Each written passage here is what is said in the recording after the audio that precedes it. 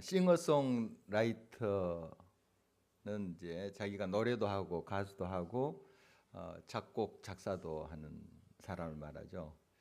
그 한 싱어송라이터가 기고한 이제 글을 봤는데요. 자기는 이 노래가 찾아오기를 기다린다. 이런 표현을 하더라고요.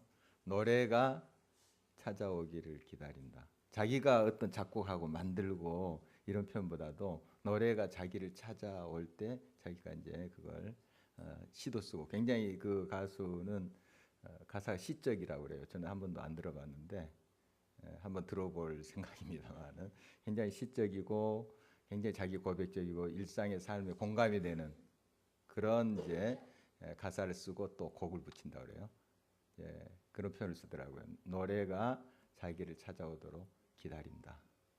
그래서 이제 뭐 4년이라는 기간이 이렇게 한 앨범을 내기 위해서 또 걸렸다, 뭐 이런 이제 고백이었는데요. 참 그런 것을 많이 공감을 합니다. 내가 한 것 같지만, 내가 발명한 것 같지만 발견되는 거 있잖아요. 굉장히 내가 뭔가를 만들어서 세운 것 같은데 이게 하나님의 지혜와 하나님 능력으로 된 것을 고백하지 않을 수밖에 없는 그런 경우가 있습니다. 미켈란젤로의 유명한 다윗상 있잖아요. 저는 실물을 못 봤어요. 그 시간이 좀 늦어가지고 실물을 못 봤는데 그냥 아쉬움으로 되돌아섰는데 어쨌든 그거 참 위대한 작품이라 합니다. 한 40년 동안 그 대리석이 버려져 있었다 그래요. 좀 이게 조각하기에 결이 좋지 않는 거라고 합니다. 좀 시도를 해봤지만은 그게 이제 아마 이 조각가들이 이 돌의 결을 따라서 조각하고 뭐 그런가 봐요. 잘은 모르겠지만 조각하기에 적합하지 않는 그 돌을 가지고 26살인 미켈란젤로가 이것을 이제 조각상을 만들었는데요. 유명한 고백이 있습니다. 그 돌 안에 다윗이 있는데 거기에 필요치 않는 부분만 자기가 떨어냈다는 거예요. 그러니까 자기가 구상해가지고 막 그 조각을 만들고 눈도 만들고 이런 것이 아니라 그 안에 이미 있는 걸 그걸 보면서 필요치 않는 걸 떨어냈다는 그런 고백이 있습니다.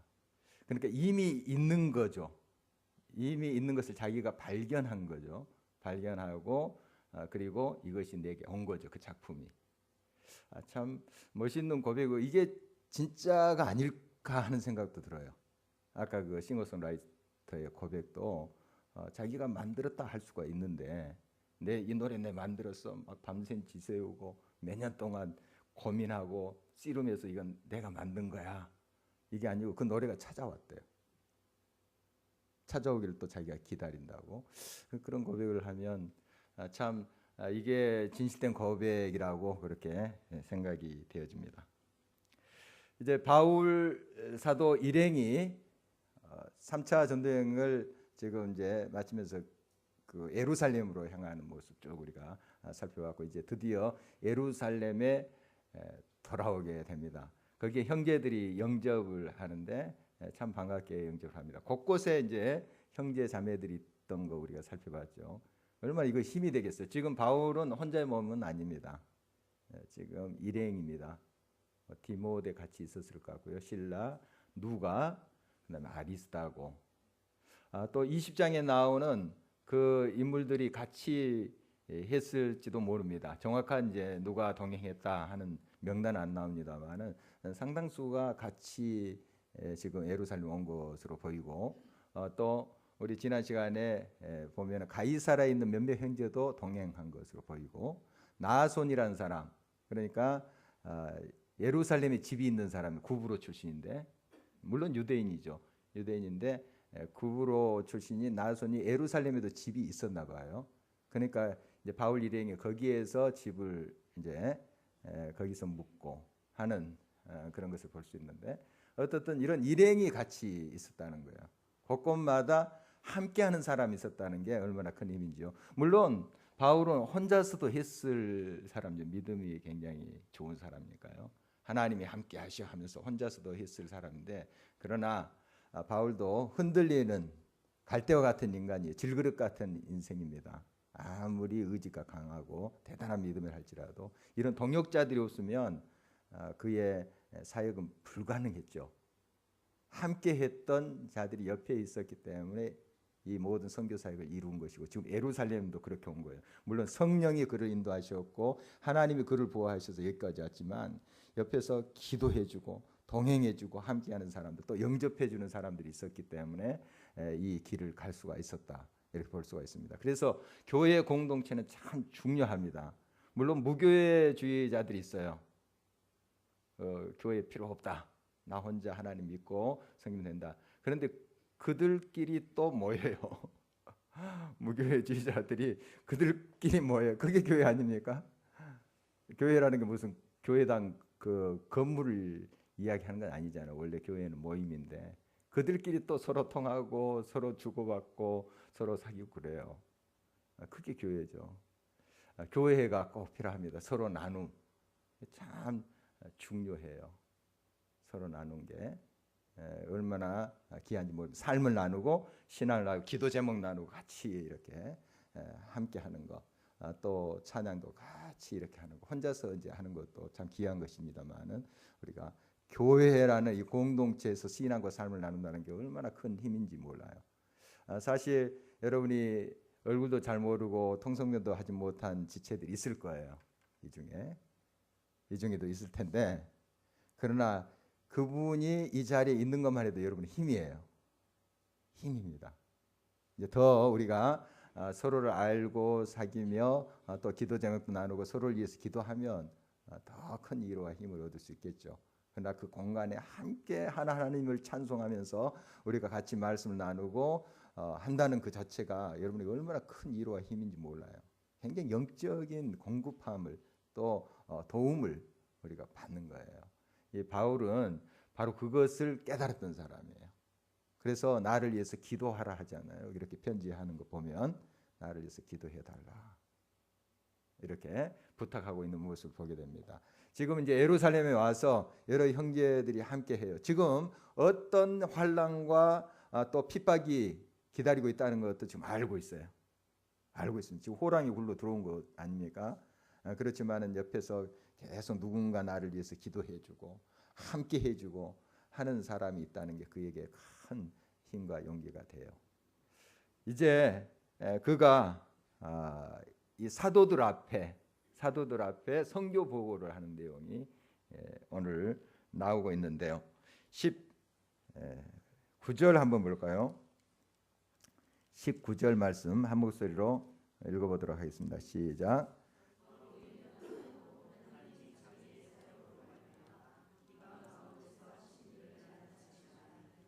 네, 자, 하나님이 자기의 사역으로 말미암아 이방 가운데서 하신 일을 낱낱이 말하니, 이게 이제 선교 보고하는 것이죠. 예루살렘 교회로 보입니다. 예루살렘 교회는 모교회, 그러니까 첫 교회죠. 이 교회를 시발점으로 해서 곳곳에 이제 교인들이 흩어져서 교회를 세운 거죠. 이런 모습을 보게 되는데, 여기에 수장이 야고보로 되어 있습니다. 18절 말씀 보면 야고보가 벌써 이제 교회의 수장인데, 이 야고보는 예수님 제자 야고보가 아니고요, 예수님의 육신의 친동생 야고보, 이렇게 보입니다. 벌써 이 야고보가 이 예루살렘의 교회의 대표가 되어 있습니다. 우리 몇 번 나눴지만 예수님이 살아생전에는 예수님을 구주로 고백 못했어요. 그러나 예수님이 이제 부활하시고 만났죠. 예수 그리스도를 인격적으로 만났어요. 그리고 그 예수를 그리스도 구세주로 고백하는 사람이죠. 그리고 교회의 훌륭한 일꾼이 되어 있는데, 바로 이 야고보를 만나서 또 주변에 장로들이 있다 그랬어요. 교회가 이제 조직화 지금 되고 있는 모습을 보고 있죠. 이런 분들에게 낱낱이 있었던 선교 현장에서 경험했던 일들을 보고하고 있어요. 여기 보고의 내용을 보면 참 이것이 중요합니다. 어떤 것이 주제고 주어인지 주목을 해보시기 바랍니다. 하나님이 하신 일을 낱낱이 말하니 동사가 이제 하신 일이죠.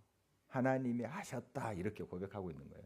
그럼 이제 물론 자기의 사역, 즉 바울 사도의 사역을 통해서, 그러니까 지금 바울 사도의 전도팀 있죠. 이 일행을 통해서 말미암아 일은 하셨지만 결국 누가 하셨냐 하면 하나님이 하셨다 이렇게 고백하고 있는 거예요. 참 중요합니다. 하나님이 하셨다. 하나님이 나를 통해서 하신 일입니다. 하나님이 이루신 일입니다. 하나님이 내게 능력 주셔서 한 것입니다. 우리 하나님의 사람들의 고백은 한결같아요. 이렇습니다. 다. 아까 우리 노래도 불렀지만 나는 무익한 종이다. 바울 사도의 고백의 내용으로 노래를 지은 것 같아요. 정말 무익한 종이다. 항상 이러한 의식을 가졌던 것이죠. 하나님이 나를 통해서 역사하신 것이다. 또 내게 재능을 주셔서 이 일을 감당하신 것이다. 물질을 주셔서 이렇게 내가 또 일할 수 있게 하신 것이다. 꼭 이렇게 고백합니다. 그게 진짜고요. 하나님 공급해 주시지 아니하시면 할 수 없는 일이에요. 하나님이 지혜를 주시고 능력을 주시고 힘을 주셨기 때문에 할 수 있었던 일이다 하는 것을 보게 됩니다. 그래서 바울 사도는 철저히 종의 의식을 갖습니다. 나는 종입니다. 여러분, 우리는 하나님의 종이라고 고백하잖아요. 서로 주여 이 종이 이렇게 고백하고, 또 목사님들을 부를 때도 주의 종 이렇게 불러요. 그렇게 하시죠. 여러분도 주의 종 누구누구 이렇게 보는데 종에다 님자는 안 붙였으면 좋겠어요. 종이지 무슨 종님입니까? 종은 종이에요. 그냥 종입니다. 이 종은 주인을 위해서 일하는 사람이에요. 아시죠? 종은 주인을 위해서 일하는 사람. 우리 예수님께서 그런 비유로 말씀하세요. 누가복음 17장 말씀에 보면 이제 종이 밭에나 뭐 포도원이나 또 양을 치거나 하면서 일하고 오잖아요. 와서 이제 내 수고했으니까 주인들아, 내가 조금 각색을 했습니다. 그 예수님 말씀, 그 비유의 말씀을 밥 좀 차려주시오. 이렇게 할 수 있어요? 종이. 근데 수고했으니까 이렇게 하루 종일 땀 흘리면서 양도 치고 밭도 갈고 했으니까 좀 주인들어, 주인 하루 종일 좀 집에서 신문이나 보고 이렇게 팻말을 해서 부채질이나 이렇게 하면서 있었던 주인 보고 좀 밥 좀 채러 오시오 이렇게 할 수 있어요? 그렇지 않는다는 거예요. 요즘 이제 종 뭐 이런 모습은 많지 않지만 옛적에 이제 머슴이나 뭐 이런 것들을 한번 기억해 보시면 좀 이해가 될 것입니다. 그렇지 않는다는 거예요. 열심히 일하고 와서 또 주인의 밥상도 차리는 게 종 아닌가. 그리고 나중에 주인이 이제 먹은 다음에 자기가 먹는다. 이런 비유를 하면서 이런 말씀을 하셨어요. 10절입니다. 누가복음 17장 10절에 이와 같이 너희도 명령받은 것을 다 행한 후에 이르기를 우리는 무익한 종이라 우리가 하여야 할 일을 한 것뿐이라 할지니라. 그렇죠. 명령받은 우리 종이잖아요. 우리 다 하나님의 종 아닙니까? 종이고, 물론 우리를 아들 딸로 삼아 주셨죠. 종 같은 우리의 신분인데 아들 딸로 삼아 주셨다. 그러니까 이제는 아들 행세하겠다, 딸 행세하겠다, 대접받겠다 이래서는 안 되고요. 항상 우리는 이 종의 자세로 하나님 섬겨야 돼요. 종의 자세로. 바로 종은 다 나를 통해서 일이 이루어졌지만 항상 고백하기를 나는 무익한 종입니다. 바울 사도가 그런 고백을 하잖아요. 죄인 중에 예수님 나를 사용하셔서. 정말 보니까 볼수록 자기가 비답해 갈수록 더 흠이 많고 더 부족한 걸 느끼는 거예요. 그런데 자기를 통해서 막 사람들이 예수 그리스도를 믿게 되고요. 막 곳곳에 교회가 생기게 되고, 이걸 보니까 하나님 정말 내가 무엇인데 대체 이런 일을 나를 통해서 하신 것입니까? 이렇게 고백하고 있는 거 아니겠어요? 정말 이것이 진실한 고백이에요. 그냥 바울이 겸손한 채 하면서 그렇게 한 것이 아니라 진짜로. 그래서 바울은 예수 밖에 없는 사람이에요. 예수를 자기의 삶 속에 채우기 위해서 다 내려놨던 사람이에요.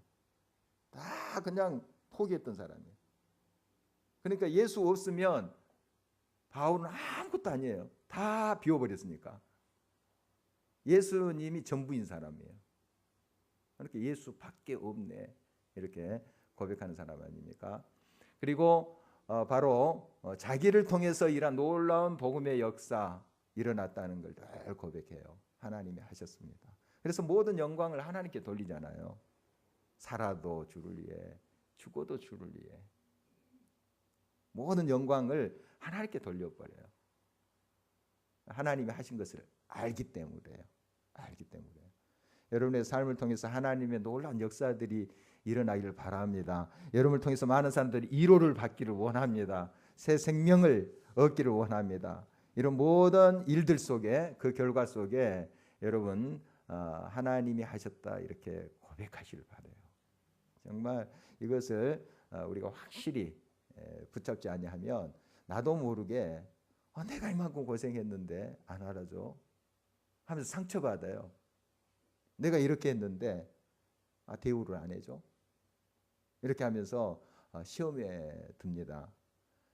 여러분, 물론 우리가 수고한 사람들, 또 열심히 한 사람들 또 박수도 쳐주고 격려도 해주고 필요해요. 그러나 우리가 수고한 우리가 항상 취해야 될 태도, 정말 주님께 모든 영광을 돌리는 것입니다.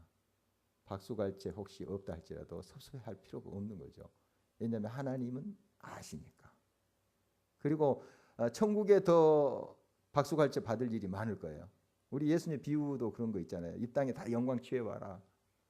천국에서 면류관 있겠냐. 이런 비슷한 말씀 하셨잖아요.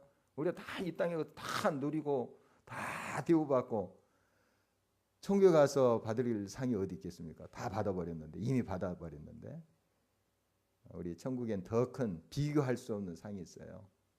그래서 우리가 천국을 믿고 또 주님을 믿는다면 어떠한 상황 가운데서도 정말 나를 통해서 하나님의 영광이 드러나는 것을 오롯이 올려드리는 우리가 되어야 될 것입니다. 이제 영화나 드라마에도 주연이 있고 조연이 있어요. 우리 인생의 드라마에 누가 주연일까요? 세상은 자기라고 그래요. 자기가 내 인생의 주인공은 나야. 뭐 이런 표현도 많고 대부분 그렇게 생각하실 거예요. 세상 사람들. 내 인생의 드라마의 주인공은 나야. 그런데 우리 크리스찬조차도 그런 의식이 많은 것 같아요. 여러분 어떻습니까? 여러분 인생에 지금 드라마가 막 펼쳐지냐. 오늘 또 드라마 몇 편씩 쓰고 오셨을 텐데 직장에서 한 편 쓰고 오고 집에서도 한 편 쓰고 오고. 자, 거기에 주인공이 누굽니까? 누구였어요? 오늘 쓰셨던 드라마 중에 누구였습니까? 한번 솔직히. 여기서 발표하기는 어렵죠. 속으로 좀 대답해 보시죠. 여러분 자신이었을지 몰라요. 아니에요. 우리 크리스찬은 아니에요. 예수 그리스도 그분이 주연이세요. 그분을 빛내기 위해서 우리가 조연으로 역할을 하는 거예요. 기분 나쁩니까? 하나님이 주연이고 내가 조연이라는 거 기분 나쁘세요? 정말 이게 영광이에요. 영광. 놀라운 이 드라마에 내가 조연으로 발탁됐다는 게 얼마나 귀한지 몰라요. 조연의 역할에 충실하면 어떨 때는 얼마나 빛난지 몰라요. 요즘 그 가치를 좀 많이 알아주더라고요. 옛날에는 막 주연만 1등만 이랬는데 요즘은 뭐 이제 조연들도 많이 빛나기 시작하다 알아주죠. 제대로 된 거 이게. 제대로 되는 겁니다. 사실 1등만 알아주는 새 그건 제대로 된 사회 구조가 아니죠. 정말 그 자기에게 맡겨진 달란트에 충실하는 거. 2달란트 맡았습니까? 거기에 충성하는 거예요. 5달란트 받았습니까? 거기에 충성하는 거예요. 거기에 충성하며 나중에 주인이 똑같이 칭찬하세요. 그 5달란트 맡은 자만 너만 잘했으면 너가 1등이니까 박수 쳐주고 나머지는 너 뭐 하는 거야 하고 이렇게 무시하는 것이 아니고 최선을 다한 사람 다 박수 쳐줘. 다 1등이에요. 다 1등. 이게 하나님 나라의 가치관이에요. 그래서 2달란트 받은 사람, 5달란트 받은 사람 열심히 일해서 배나 남겼잖아요. 칭찬을 똑같이 받습니다.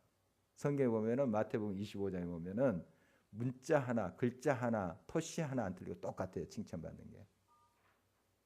바로 그거예요. 그거예요. 세상은 줄 세우게 합니다. 누가 더 많이 성취했냐? 누가 1등이냐? 누가 금메달이냐? 그러면 막 박수 쳐주는 거예요. 그런데 하나님 나라는 그렇지 않아요. 자기 맡은 바 달란트에 최선을 다하고 조연의 역할을 성실히 다한 사람 다 하늘나라에서 1등이에요. 다 1등입니다. 기분 나빠할 필요가 없어요. 오히려 영광이에요. 하나님의 영광의 드라마, 이 생명을 펼치는 드라마에 나를 사용하셨다. 나를 또 그 역할을 맡기셨다. 얼마나 귀한 것입니까? 감사드려야 될 일이죠. 정말 이거 분명히 해야 됩니다. 하나님이 하시는 거예요. 하나님이 하셨고 결국 나를 통해서 하나님이 지금 하고 계시는 거예요. 얼마나 나를 기이 여겼으면 이렇게 나를 사용하시는지, 내게 달란트를 주시고 건강 주시고 물질 주시고 또 능력 주셔서 감당케 하시는지, 이게 얼마나 큰 은혜인지요. 그렇게 우리가 고백해야 됩니다. 여러분, 음악도 그래요. 음악도 노래보다 그 가수가 더 드러나면 안 돼요. 이건 노래 망치는 거예요. 가수가 너무 그냥 자기 드러내려고 하고 노래는 이제 죽어버리는 거죠. 그리고 이제 지휘자가 너무 요란스럽게 휘둘러서는 안 돼요. 막 춤추듯이 막 하면 멋있어 보이긴 해요. 그런데 정말 그것에 사람들이 눈길 주면서 왜 저렇게 요동치시나 하면서 노래는 안 들려요. 노래는 어디 가버렸어요. 그러니까 적절히 그것을 배합을 해야 돼요. 오케스트라 보면 요즘은 조금 이제 단복들이 좀 화려해지는 경향이 있습니다. 너무 화려해도 안 돼요. 옛날에는 시커먼 옷들 입었어요. 오케스트라 시커먼 옷. 그 뭐냐면은 이 노래가 드러나기 위해서. 그런데 너무 이제 우중충하면은 저 우중충하라 하면서 또 노래를 가리는 경우가 있죠. 그러니까 참 이게 쉽지는 않은 것 같아요. 너무 화려해도 그 옷에 와 화려하구나, 노래는 안 들리고 이렇게 돼버리니까. 모델들 보십시오.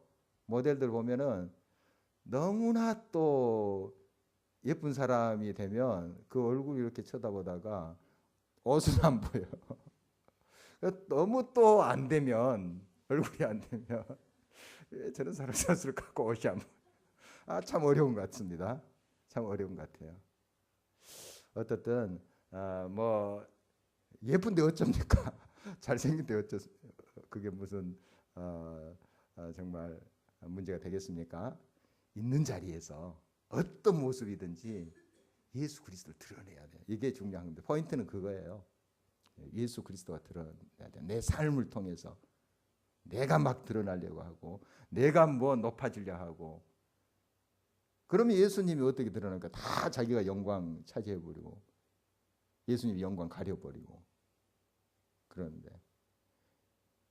여러분, 나에게 달란트 주고 또한 모든 재능을 주신 거 감사할 일이에요. 그걸 통해서 결국 예수 그리스도가 드러나야 되는 거예요. 우리 주님이 영광을 받으셔야 되는 거예요. 그래서 나는 죽고 누가 살도록 해야 됩니까? 예수 그리스도. 나는 날마다 죽노라 하잖아요, 바울이. 날마다 죽노라. 그 이유는 왜 그렇습니까? 나를 통해서 예수 그리스도가 드러나기를 원하기 때문에. 그래야지 결국 내가 사는 거예요.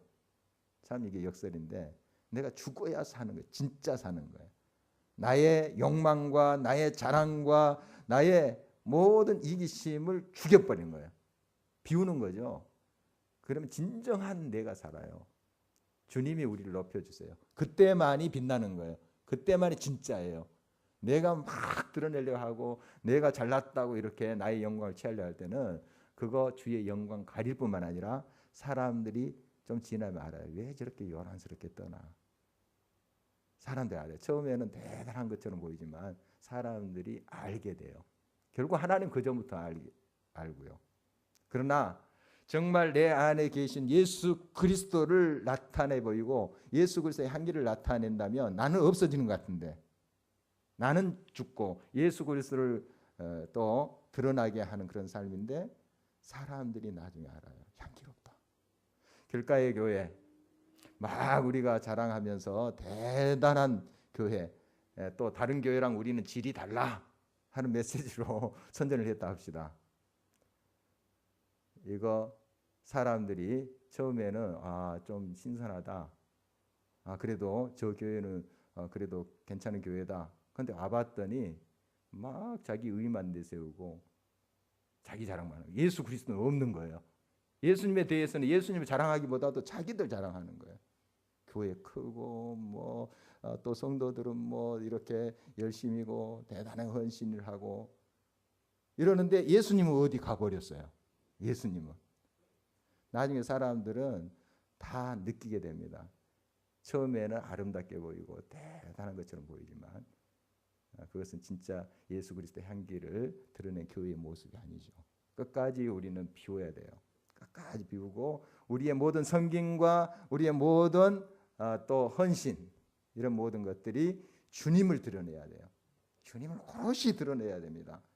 그럴 때 결국 나의 진짜의 모습이 살아나요. 주님이 그것은 우리를 높여주시는 거예요. 그렇다고 우리가 잘나서 이렇게 영광을 받습니까? 칭찬을 받습니까? 박수갈채를 받습니까? 주님이 하셨습니다. 바울 사도 주님이 하셨습니다. 그를 통해서 얼마나 많은 역사들이 나요. 곳곳에 정말 기적도 나타나고 했잖아요. 죽은 사람도 일어나고 했었습니다. 대단한 역사예요. 내가 이만큼 능력이 있습니다. 바울이 한 번이라도 그렇게 이야기했나요? 내가 대단한 불의 사자입니다. 나한테 오십시오 해서 선전했나요? 아니죠. 끝까지 하나님이 하셨다고 주님이 하신 일이라고 그렇게 고백하잖아요. 뭐 돈 그것 때문에 밝히고 그랬나요? 바울이 이렇게 살려줬으니까 전답 다 팔아서 좀 바치라고. 한 번도 그런 적이 없어요. 그런 적 없어요. 물론 감사함으로 와서 예물 드리고 했겠죠. 그렇게 이제 병을 고침을 받거나 또 정말 은혜를 받았으면 이제 헌금도 하고 했겠죠. 그러나 바울이 막 그 강조하면서 매덕 내놔라. 그런 적 없어요. 왜? 하나님이 주신 것을 자기는 전달했을 뿐이지 뭐 자기가 능력이 있어서 했습니까? 그런 거 아니잖아요. 철저히. 그는 자기 자신을 알았어요. 자기 자신을. 그래서 자기 자신을 통해서 하나님이 일하신다 하는 것을 언제나 선포했고 또 그렇게 믿고 나갔던 것이죠. 그러니까 하나님이 끝까지 그를 사용하시잖아요. 안 버리세요. 끝까지 그를 또 높여서 또 일하게 하시고 하는 걸 보게 됩니다. 우리가 이 순수함을 잊지 말아야 됩니다. 정말 잃지 말아야 돼요. 끝까지 하나님이 하셨습니다. 하나님이 하셨습니다. 그리고 자기 자신을 비울 줄 알아야 되는 것입니다. 제가 부교육자로 있었을 때 논현동에 살았어요. 논현동에 이제 살았는데 영국 가기 전에 일이에요. 아침에 좀 조깅을 했어요. 뭐 좀 하다가 말았는데 아침에 이제 조깅을 했는데 그 역삼동이 바로 옆동이에요. 거기까지 뛰어갔다 왔습니다. 아침에 거기에 큰 교회가 막 성처럼 생긴 교회가 있어요. 모교회인데 거기 어마어마 크더라고요. 거기 한 바퀴 이렇게 돌고 오는 게 제 이제 조깅 코스인데 그 은퇴 목사님 흉상이 교회 앞에 딱 건물 앞에 세워져 있더라고요. 돌아가시지도 않았어요 아직. 그 당시에 또 그 30년 가까운 그런 때니까 90년대 초니까 흉상이 딱 세워졌어요. 물론 이제 그 교인들이 우리 목사님 수고했습니다 하고 세워놨겠죠. 존경합니다 하고 세워놨겠죠. 그런데 이상한 기분이 들더라고요. 그 예수님 흉상도 아니고 담임 목사님 흉상이 딱 세워졌는데, 그래서 뭐 제 주제에 가서 나무기를 가지고 이거 치우라 이러기도 좀 그렇고 해서 이거 좀 없었으면 좋겠다 하는 생각을 했었어요. 얼마 후에 보니까 없어졌더라고요. 누군가 아마 그런 문제 제기를 한 것 같고요. 그걸 치웠더라고요. 물론 수고하셨겠죠. 담임 목사가 그 어마어마한 성 같은 그 교회 건물을 짓기 위해서 얼마나 노력했겠어요. 얘도 많이 쓰고 했을 텐데, 그러나 정말 그 모든 영광 하나님께 돌려야 되는 거 아니겠습니까? 그거 교인들이 막 들어오자마자 그거 보는데 주님 생각하고 주여 왔습니다. 이거보다도 담임 목사님 오늘 또 정말 참 우리를 이렇게 키워주시고 감사합니다. 물론 교인들이 그러지 않을 수도 있습니다. 그러나 막 눈에 들어오는데 먼저 그거 생각하지 않겠어요? 얼마나 수고가 많으셨나요? 할 수도 있죠. 그건 아니다 하는 생각이 들었는데 아마 교인들이 또 스스로 그걸 철거를 했더라고요. 어떻든 정말 자기의 영광을 많이 드러내려고 해요, 이 세상 사람들은. 그런데 우리 하나님을 신실히 좇는다고 하는 사람들도 그러한 생각들 가지고 있는 것이 많아요. 여러분, 우리는 종이에요. 종, 주인이 아니고 종입니다. 기분 나쁜 일이 아니잖아요. 하나님 종인데, 세상의 다른 권력의 종이라면 좀 천하고 비천하고 뭐 이렇게 보일 수도 있지만 정말 주님의 종이잖아요. 그리고 우리가 종의 의식을 가지고 그렇게 섬겨도 우리 하나님은 너는 내 아들이다, 내 딸이다 이렇게 하시잖아요. 내 친구다 이렇게 하시잖아요. 그런데 우리가 또 교만하게 나는 하나님 친구니까 그런 것이 아니고 우리는 늘 겸손하게 종의 의식을 가져야 돼요. 겸손하게 주님이 하셨어요. 주님이 영광 받으세요. 이런 의식으로 쭉 가야 됩니다. 교회 봉사도 마찬가지, 섬김도 마찬가지입니다. 끝까지 나는 종입니다. 나는 종입니다. 이 의식 잃지 말아야 돼요. 그러니까 이걸 잃어버리니까 자꾸 자기가 기득권을 차지하려고 그러잖아요. 그래서 교회가 싸움을 하는 거예요. 교파가 갈라지는 거예요. 뭐 대단한 신학적인 그런 이야기들을 해요. 뭐 말씀 중심으로 우리는 한다, 막 어쩐다 이렇게 해요. 그래서 결국 보면은 거기 안에는 깊은 곳에 돈이 걸려 있어요. 돈, 기득권, 그게 걸려 있어요.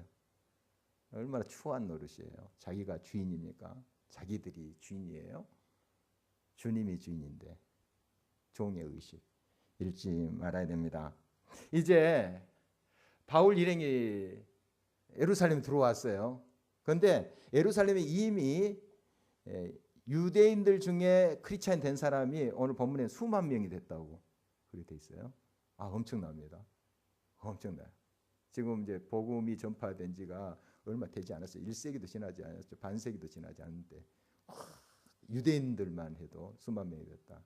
물론 약간 이제 과장법으로 많다 이렇게 이런 표현을 그렇게 했다 하는 해석도 있습니다. 어떻든 굉장히 많은 사람들이 이제 예수 그리스도를 믿고 그 핍박 가운데도 어려운 가운데도 이제 예수님께 돌아오는 사람들이 많았어요. 그런데 이분들의 이제 좀 특징이 지난번에 나눴지만 다 그런 것은 아니에요. 다 그런 것은 아닌데 일부 이 유대주의자 크리스찬들은 예수님을 믿고 구원을 받지만은 할례도 행해야 된다. 이런 사람들이 있었다는 거 우리 지난번에 살펴봤죠. 이런 사람들이 있어요. 꼭 율법의 여러 결례들, 규례들 이걸 준수해야 된다. 이렇게 생각하는 사람도 있었어요. 그런데 이제 어떤 말이 그 예루살렘에 돌았냐면 이제 예루살렘에 사람들이 왔다 갔다 할 거 아니에요. 각 곳에 흩어졌던 유대인들이나 또 여행객들이 와서 바울에 대한 이야기, 또 경험했던 이야기들을 한 것 같아요. 그래서 바울이 21절에 보니까 이런 몇 가지 것에 자기들과 정반대의 길을 갔다 이렇게 생각을 하고 있었어요. 21절 한번 볼까요? 같이 한번 읽겠습니다. 내가 이방에 있는 모든 유대인을 가르치되 모세를 배반하고 아들들에게 할례를 행하지 말고 또 관습을 지키지 말라 한다 함을 그들이 들었도다. 사실 정확한 정보는 아니에요. 이 모세라는 것은 율법을 말하는 거예요. 율법을 배반했다. 모세가 율법 배반하지는 않았어요. 그런데 율법주의를 공격한 거예요. 율법하고 율법주의는 다르죠. 율법은 하나님 말씀 그거예요. 그런데 율법주의라는 건 하나님 말씀을 자기들의 입맛대로 다시 편성해 놓는 거예요. 그 율법주의예요. 다릅니다. 율법주의랑 율법은 그 정신을 우리가 따라야만 되는 거예요. 하나님 말씀이잖아요. 그런데 이것을 유대인들은 자기들이 그 주장하는 그런 것으로 이것을 교리를 만들어 놓은 거예요. 소위 교리를. 그 율법주의예요. 바울은 결코 율법을 배반하지 않았어요. 율법의 본 정신을, 예수님도 이제 그런 말씀하시죠. 내가 율법을 폐하러 온 것이 아니라 율법 완성하러 왔다 하는 말씀하듯이 바울도 똑같은 예수님의 길을 걸으려고 노력했던 사람이에요. 정확한 그러한 지적은 아닙니다. 율법을 폐한다는 건. 또 할례를 폐지했다 하는 소문이 돌았어요. 바울이 물론 이방인이나 유대인이나 다 할례 받지 않고서도 예수 그리스도를 믿음으로 구원을 받는다. 이것은 벌써 제1 예루살렘 회의 때 결정된 바예요. 다 공포되고 편지로 다 사도들이 써서 또 각 교회에 보낸 내용이에요. 그리고 바울은 이 할례를 폐지한 것은 아니었어요.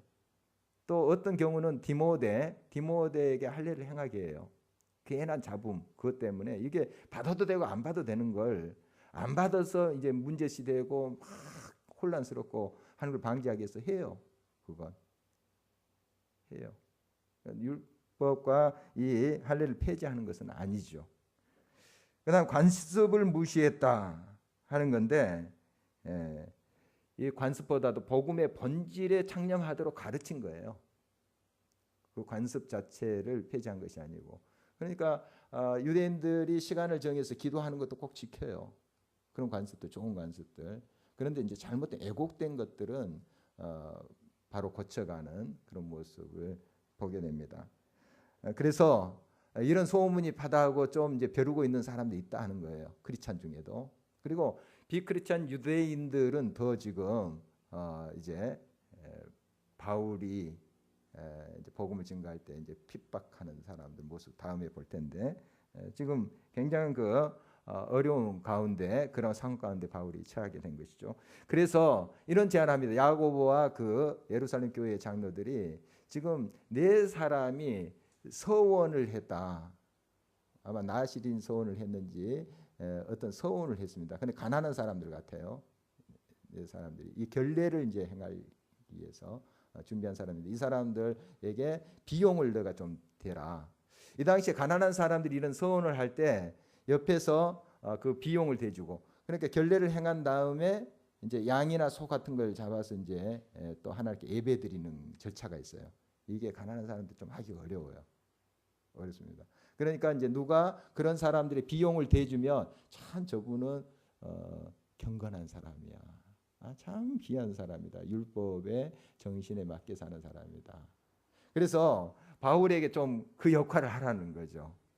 그런데 바울 자기가 사실 이런 거 안 할 수도 있어요. 안 할 수도 있습니다. 자기 소신이라는 거. 그런데 순종해요. 권위에. 이 야고보 예루살렘 교회의 대표자죠. 그 말에 순종해요. 순종합니다. 여러분 여기에서 우리가 좀 배울 수 있는 게 뭐냐면 물론 여러분 소신이 있어요. 각자 가지고 있는 소신이 있고 또 여러분이 주장하는 바가 있습니다. 그러나 그게 본질적인 게 아니면 그 진리가 아니면 좀 양보할 줄 알아야 돼요. 나의 소신이 이렇고 나의 철학이 이러는데 그거 가지고 티격태격하다 큰 건 놓쳐요. 진짜 본질적인 걸 놓쳐요. 그렇다고 소신 없이 행하라 이런 뜻은 아니죠. 소신 있게 행하되 어떤 경우에 그게 큰 마찰을 일으키고 쓸데없는 잡음을 막 일으키는 경우가 있어요. 그것 때문에 그것 좀 놓아버리는 거예요. 하고 본질적이고 진리의 문제가 됐을 때는 그건 뭐 양보할 수 없는 거예요. 진리를 어떻게 타협하고 양보합니까? 진리에 대한 것은 양보할 수가 없어요. 그렇지만은 어떤 비본질적인 것, 또 자기가 소신으로 알고 있는 것조차 하나님께 기도해보고 이게 진리가 아니고 본질이 아닐 경우는 어떤 형식의 문제다, 또 부차적인 것이다 하는 것은 때로는 좀 놔버릴 수 있는, 양보할 수 있는 그런 자세가 필요합니다. 여러분 가정에서도 마찬가지예요. 여러분 가지고 있는 소신들이 있어요. 그거 소신 지키려고 막 투쟁하죠. 싸움하고 굉장히 또 심각한 경우까지 갔는데 어떨 때는 그건 좀 양보해주고 놓아버릴 수 있어야 돼요. 그리고 본질적인 신앙의 문제라든지 정말 하나님과의 그 생명 또 진리에 관한 이런 문제일 경우, 이런 경우는 또 우리가 굳게 지켜야 되겠죠. 바울의 모습 보면 정말 하나님께 모든 것을 맡겼던 사람입니다. 하나님께 모든 맡기고 모든 것이 하나님 하셨다고 하는 바울의 삶을 보면 이게 정말 또 유연성을 가지고 적용이 되는 모습을 보게 됩니다. 오늘 말씀 기억하면서 우리 하나님 앞에 또 나가도록 하겠습니다. 같이 기도하시겠습니다.